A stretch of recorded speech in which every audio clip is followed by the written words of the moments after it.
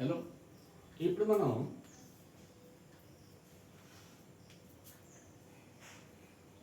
ఒక conducting wire యొక్క resistance అన్నది ఏ ఏ అంశాల మీద, ఏ ఫ్యాక్టర్స్ మీద డిపెండ్ అవుతుందో ఒకసారి చూద్దాం.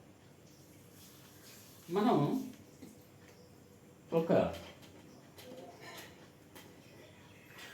కాపర్ వైర్ని తీసుకున్నాం. ఇక్కడ ఇది కాపర్ వైర్ అని మీకు తెలియటానికి ఇక్కడ కొంచెం నేను మీకు క్లియర్గా అర్థం అవటానికి కొంచెం స్కిన్ రిమూవ్ చేశాను అనమాట, ఇన్సులేటింగ్ మెటీరియల్ని.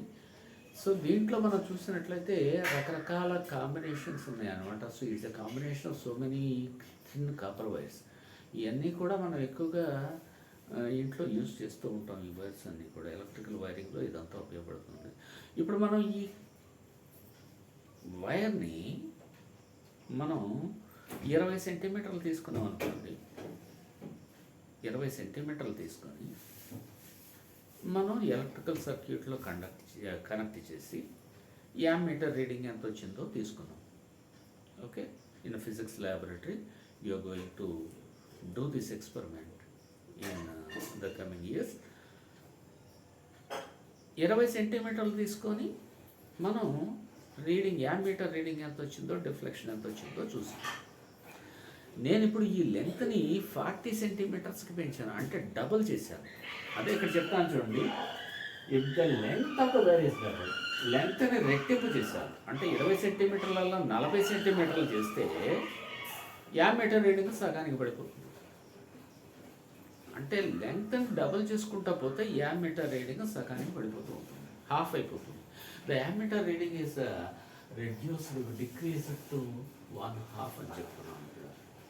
అట్లాగే ఇప్పుడు ఇదే మెటీరియల్ వైర్, ఇప్పుడు కాపర్ వైర్ని తీసుకున్నాం కదా, ఈ కాపర్ వైర్ బదులు నేను ఒక అల్యూమినియం వైర్ని తీసుకున్నాను. కాపర్ వైర్ బదులు ఒక అల్యూమినియం వైర్ని తీసుకున్నాను. ఏది అదే లెంగ్త్ 20 సెంటీమీటర్స్ తీసుకున్నాను. మరి అప్పుడు ఏం జరుగుతుంది? యామ్మీటర్ రీడింగ్లో ఇంక్రీజో డిక్రీజో కనపడుతుంది, depending upon the conducting capacity of the material of the wire. అర్థమైందా?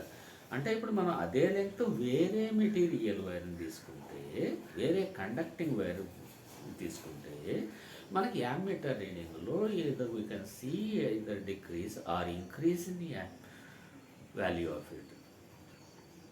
యామ్మీటర్ రీడింగ్లో మనకి ఏం కనిపిస్తుంది? కరెంట్ వాల్యూ కనపడుతుంది.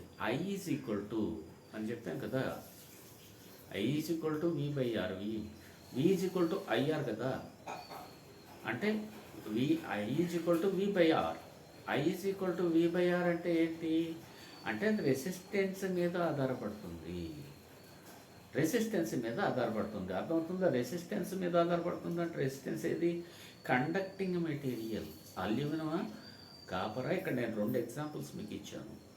ఈ అల్యూమినియం వైర్ తోటి మనం రిప్లేస్ చేస్తే డిఫ్లెక్షన్ మార్పు వస్తుంది. ఇదంతా టెంపరేచర్ మారనంత వరకు, అదే ఓమ్స్లో మనకి చెప్తుంది, when the temperature remains constant, when the temperature is not changed, the current is directly proportional to the potential difference అని చెప్పి మనం ఒకటి చెప్తాం. సో అది మళ్ళీ మీకు ఒకసారి గుర్తు చేస్తున్నాను. ఇక్కడ యామ్మీటర్ రీడింగ్ ఎప్పుడు ఇంక్రీజ్ అవుతుంది, అదే థిక్నెస్. ఇప్పుడు ఈ కాపర్ వైర్లో మనం సన్న వైర్స్ మనం చూసాం కదా, ఈ అల్యూమినియం వైర్ కూడా సన్న వైర్లు తీసుకొని మనం అదే లెంగ్త్ అది పెడితే ఇంక్రీజ్ డిక్రీజ్ కనిపిస్తుంది మనకి. అర్థమవుతుందా?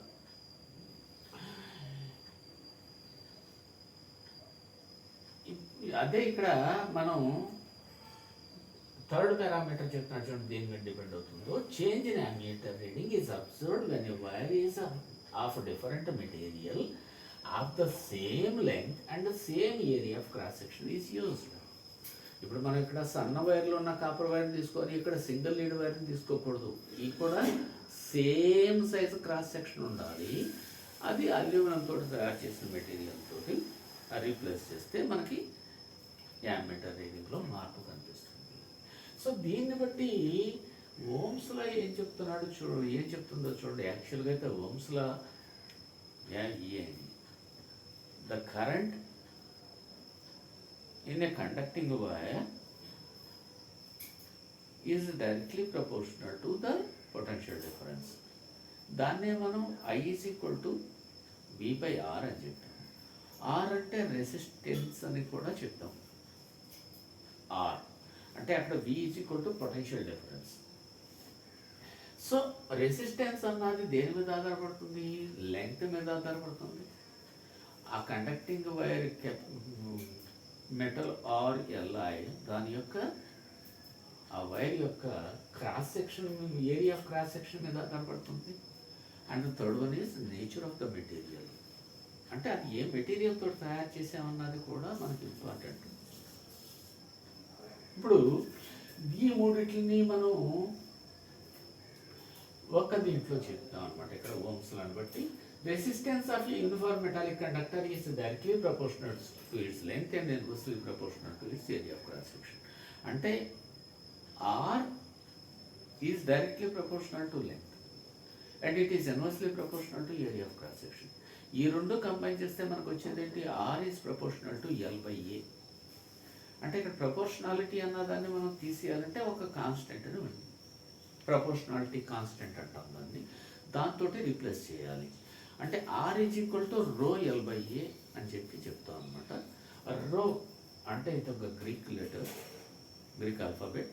ఈ రో అంటే ఇక్కడ మనకు అర్థం ఏంటంటే ఎలక్ట్రికల్ రెసిస్టివిటీ అని దీని యొక్క అర్థం. రో ఎల్ బై ఏ అని చెప్తాం. Resistance of A conductor depends upon the length, area of cross section and electrical resistivity. So that దీని యూనిట్స్ ఎట్లా ఉంటాయి? ఓమ్ మీటర్స్లో ఉంటాయి, ఓమ్ మీటర్స్లో ఉంటాయి అన్నమాట. So this is what is meant by this Ohm's law. The actual meaning of the Ohm's law is this depends upon the electrical resistivity of the material. మరి electrical resistivity అన్నిటికీ ఒకేలాగా ఉంటుందంటే ఉండదు. అది మెటల్స్కి ఎల్ఐఎస్కి ఒక రకంగా ఉంటుంది, ఇన్సులేటర్స్కి ఒక రకంగా ఉంటుంది. మెటల్స్ అండ్ ఎల్ఐఎస్ అంటే ఈ లోపల మనం ఏ వైర్ వాడుతున్నాం? ఇక్కడ చూడండి, ఇక్కడ మనకి కాపర్ వైర్ తీసుకున్నాం, అల్యూమినియం వైర్ తీసుకున్నాం. మీకు ఇంకొక ఎగ్జాంపుల్ చెప్తాను, నిక్రోమ్ వైర్ అని ఉంటుంది. నిక్రోమ్ వైర్స్ అంటే ఇవన్నీ కూడా ఐరన్ బాక్సెస్లో, ఎలక్ట్రికల్ హీటర్స్లో, వాటిల్లో ఎక్కువగా నిక్రోమ్ వైర్స్ యూజ్ చేస్తారు. నికెల్ ప్లస్ క్రోమియం అనమాట. నిక్రోమ్ వైర్స్ ఉంటాయి, అంటే ఆ kind of alloy. So many it's different combination of metals. So nichrome వైర్లో అంటే ఇట్లా మెటల్స్ అండ్ ఎల్ఐస్లో రెసిస్టివిటీ, ఎలక్ట్రికల్ రెసిస్టివిటీ వాల్యూ ఎంత ఉంటుంది? 10⁻⁸ ఓమ్ మీటర్ నుంచి 10⁻⁸ ఓమ్ మీటర్స్ నుంచి 10⁻⁻6 ఓమ్ మీటర్స్ దాకా ఉంటుంది. 10⁻⁸ ఓమ్ మీటర్స్ నుంచి 10⁻⁻6 ఓమ్ మీటర్స్ దాకా ఉంటుంది. అంటే దీన్నే మనం ఎట్లా చెప్పొచ్చు అంటే 1 × 10⁻⁸ to 100 × 10⁻⁸ micrometre ohm metres. Okay, it means that 1 to 100 variation ఉంటుంది అన్నమాట. ఇది ఇంటూ 10⁻⁸.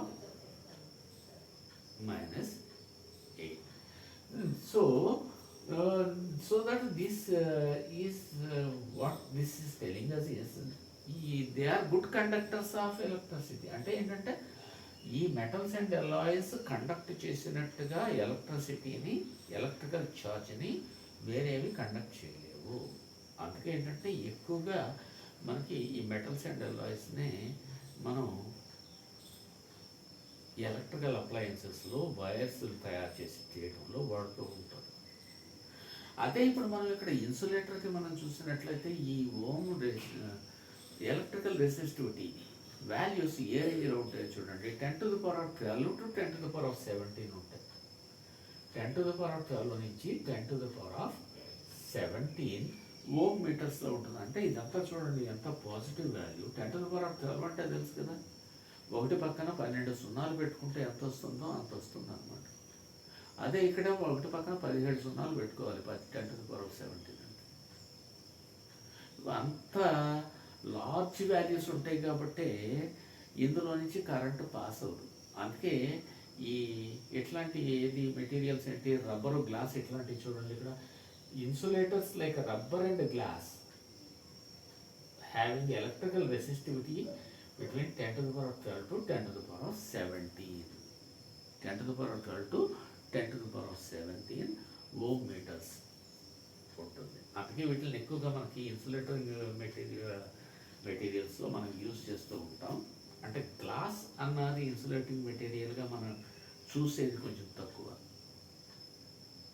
కానీ రబ్బర్ అన్నది చూస్తూ ఉంటాం. అంటే ఇప్పుడు చూడండి, మనం ఇంట్లో స్విచ్ బోర్డ్స్ అవి ఉంటాయి చూసారా, అవన్నీ కూడా ఎబనైట్ తోటి తయారు చేస్తారు. అదే వన్ కైండ్ ఆఫ్ రబ్బర్ అనమాట, ఎబనైట్ అంటాం. అంటే దాన్ని మనం ఫ్లెక్సిబుల్గా ఉంటుంది, కొంచెం కావాలంటే కూడా లైట్గా బెండ్ అయిపోతూ ఉంటుంది. అది మనకి ఏంటంటే షాక్ అనేది గురవదు. ఎట్టి పరిస్థితుల్లోనూ అందులో నుంచి మనకి కరెంటు పాస్ కాదు, ఎందుకంటే దే ఆర్ ఇన్సులేటర్స్. సో మనకి ఇంట్లో మనం ఎలక్ట్రికల్ అప్లయన్సెస్ రకరకాలు వాడుతూ ఉంటాం. మనం ఇవన్నీ కూడా మనం ఎంత ఒక యావరేజ్గా మనం ఇంట్లో ఎంత మనం కరెంటు వాడుతూ ఉంటాము, వాడాలనుకుంటున్నాము అన్న దాన్ని బట్టి మనం కొత్తగా ఇల్లు కట్టించుకునేటప్పుడు ఒక ఎలక్ట్రీషియన్ వచ్చి మీరు ఇంట్లో ఏమేమి పెట్టుకుందాం అనుకుంటున్నారు, టీవీ ఉంటుందా, ఫ్రిడ్జ్ ఉంటుందా, ఫ్యాన్ ఉంటుందా, ఏసీ ఉంటుందా, కూలర్ ఉంటుందా, గ్రైండర్ ఉంటుందా, మిక్సీ ఉంటుందా, వాషింగ్ మెషిన్ ఉంటుందా, ఇట్లాంటివన్నీ అడిగి టోటల్గా యావరేజ్గా మనకి ఎంత కరెంట్ అవసరమో దాన్ని బట్టి దానికి సూటబుల్ అయిన వైర్ని సెలెక్ట్ చేసి ఇంటికి వైరింగ్ చేస్తాడు. అర్థమవుతుందా? సో ఇదంతా కూడా all this information depends upon the type of the metal or alloy, type of the material of the wire is used. Okay, అందుకే మనం ఏంటంటే ముఖ్యంగా ఇక్కడ ఏ వైర్ పడితే ఆ వైర్ని తీసుకోకుండా దానికి కొన్ని పారామీటర్స్ ఉన్నాయి. ఆ పారామీటర్స్ ఏంటి అన్నది ఇక్కడ తెలుసుకుందాం. ఓకేనా? Thank you.